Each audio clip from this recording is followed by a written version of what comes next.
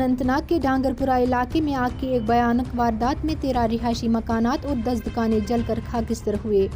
آگ لگنے کی وجہ سے کروڑوں روپے مالیات کا سامان راکھ کے ڈھیر میں تبدیل ہو گیا، جبکہ درجنوں کنبے کھلے آسمان تلے زندگی بسر کرنے پر مجبور ہو گئے۔ سری نگر جموں شہرہ پر جمعہ کی سپہر ایک مسافر ٹیکسی کی گہری کھائی میں گرنے سے ایک خاتون ہلاک اور 7 دیگر مسافر زخمی ہو گئے۔ ایک زائلو جموں سے سری نگر کی طرف جواہر ٹنل کے ذریعے جا رہی تھی، زک پوسٹ کے قریب گٹی گنڈویری نا کے مقام پر گہری کھائی میں جا گری، جس کے نتیجے میں 8 افراد زخمی ہوئے۔ زخمیوں کو نکال کر قاضی گنڈ کے ہسپتال لے جایا گیا، جہاں پہنچتے ہی اتر پردیش کی شیبہ عراقی کو مردہ قرار دیا گیا۔ زخمیوں میں سے 2 کو ترجیحی علاج کے لیے ڈسٹرکٹ ہاسپٹل اننتناگ ریفر کر دیا گیا۔ حکام نے بتایا کہ ہسپتال میں کئی ایک زخمیوں کی حالت نازک بنی ہوئی ہے۔ ادھر پولیس نے اس واقعے کی تصدیق کرتے ہوئے کہا کہ معاملے کی چھان بین شروع کر دی گئی ہے۔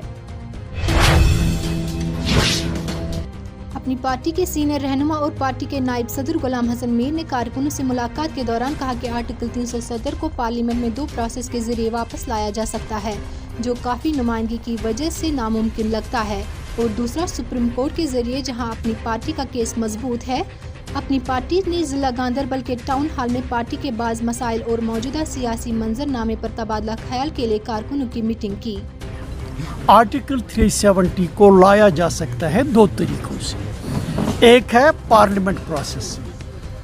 پارلیمنٹ یہ پوزیشن ہے، اگر جموں و کشمیر کے سارے لوگ متحد بھی ہو جائیں گے، پھر ہماری 5 ہی سیٹیں بنتی ہیں۔ 543 میں 5 سیٹوں کا کیا رول ہے؟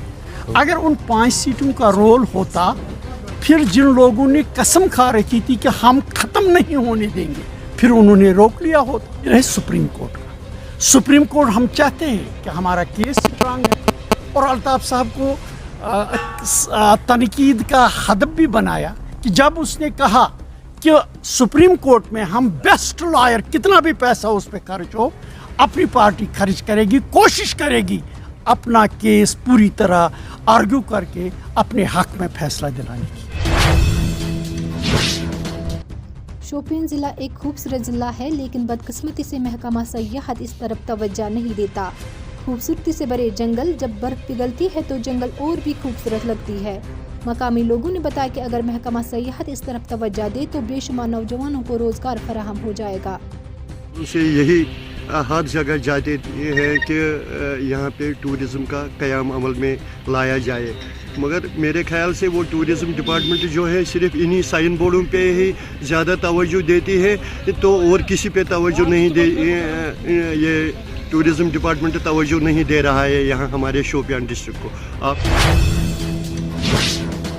پیپلز کانفرنس کے یوتھ نائب صدر عنایت بٹ کو پارٹی کارکنوں نے ایس کے بالا میں مبارکباد دی۔ پارٹی کے سینئر کارکنوں نے جمعہ کے روز شمالی کشمیر کے لیے نیو منتخب یوتھ نائب صدر عنایت بٹ کو ان کی رہائش گاہ ددون صدر کوٹ پر مبارکباد دی۔ عنایت نے صحافیوں سے گفتگو کرتے ہوئے کہا کہ میں پارٹی ہائی کمان کا مشکور ہوں کہ انہوں نے مجھے لوگوں کی خدمت کا موقع دیا۔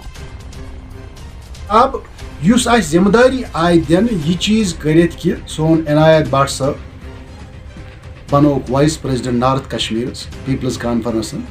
جی دیکھیے، سب سے پہلے تو میں اپنی پارٹی کا شکر گزار رہوں گا، اور ساتھ ہی ساتھ یہ کہوں گا کہ کانسٹیچوئنسی اب سوناواری جو ہے اس کے لیے بہت ہی مبارک کی بات یہ ہے، اور اسپیشلی جو صدرکوٹ بالا ایک لگا ہے اس کے لیے بھی یہ مبارکباد کی بات ہے کہ ہمارے یہاں سے اتنے بڑا عہدہ جو ملا ہے ہمیں، عنایت بٹ کو جو ملا ہے، ہم اس کے لیے پارٹی جو ہیڈ ہے اور پارٹی کے جو ذمہ دار ہیں ان کا شکریہ ادا کرتے ہیں۔ جموں کشمیر اپنی پارٹی کے نائب صدر اور سابق وزیر عثمان ماجد اور امتیاز پری نے بانڈی پورہ کے علاقے منز محلہ ایس کے بالا، کانا محلہ ایس کے بالا میں پارٹی کارکنوں کی ایک میٹنگ کی۔ اس موقع پر دونوں رہنماؤں نے پارٹی کارکنوں سے کہا کہ وہ لوگوں تک پہنچے تاکہ پارٹی مزید مضبوط ہو سکے۔ اس موقع پر عثمان ماجد اور امتیاز پری کی موجودگی میں نیشنل کانفرنس اور پیپلز کانفرنس کے کئی نامور کارکنوں نے اپنی پارٹی میں شمولیت اختیار کی۔ عثمان صاحب کی سربراہی میں ایک میٹنگ چلی، جس میں جو قداور یہاں کی شخصیت جو پولیٹیکلی بہت ہی مضبوط ہے، گراؤنڈ لیول کے ورکرز ہیں، ہارڈ کور ورکرز ہیں، نیشنل کانفرنس اور پیپلز کانفرنس، جنہوں نے آج اپنی پارٹی میں شمولیت اختیار کی، میں ان کا بھی شکریہ ادا کرتا ہوں۔ چلئی کلان کی پہلی برف باری کے بعد وادی میں شبانہ درجہ حرارت میں غیر معمولی بہتری، جموں میں ٹھنڈ جاری۔ کپواڑہ میں سب سے زیادہ برفباری ہوئی، دن میں انتہائی سردی ہونے لگی۔ آج سے ہوگا موسم بہتر، آئندہ 7 دنوں تک موسم مجموعی طور پر خشک رہنے کا امکان۔